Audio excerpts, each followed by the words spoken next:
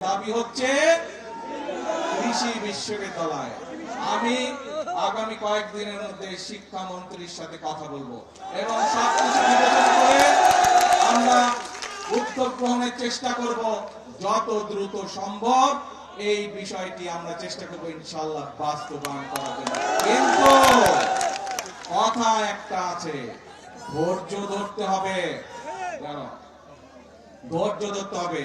বিগত 16 বছর, বিগত 17 বছর যে স্বৈরাচার ছিল, এই স্বৈরাচার যেমন দেশের মানুষের উপরে অত্যাচার করেছে, নির্যাতন করেছে, গুম করেছে, খুন করেছে, মানুষকে গুলি করে হত্যা করেছে, মানুষকে গুলি করে জখম করেছে, একই সাথে এই দেশের মানুষের অর্থ সম্পদ তারা বিদেশে লুটপাট করে পাচার করেছে। জানেন তো নাকি? কাজেই দেশের মানুষের অর্থ সম্পদ লুটপাট করে পাচার করে দিচ্ছে। সেই জন্য এই মুহূর্তে দেশের অর্থনৈতিক অবস্থা চাপের মুখে আছে। সেজন্যই আমাদেরকে কষ্ট করতে হবে, আমাদেরকে পরিশ্রম করতে হবে এবং সেজন্যই আমাদেরকে ধৈর্য ধরতে হবে।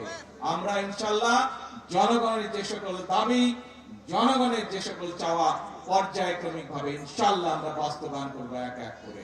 প্রিয় ভাই বোনেরা, তাহলে দাঁড়ালো কে? কে দাঁড়ালো? কথা একটাই, আপনাদের শক্তি, জনগণের শক্তি হচ্ছে আসল শক্তি।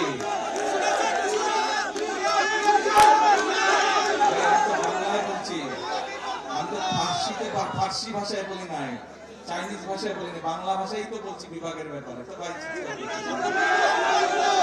এখন তাহলে দাঁড়ালো কে?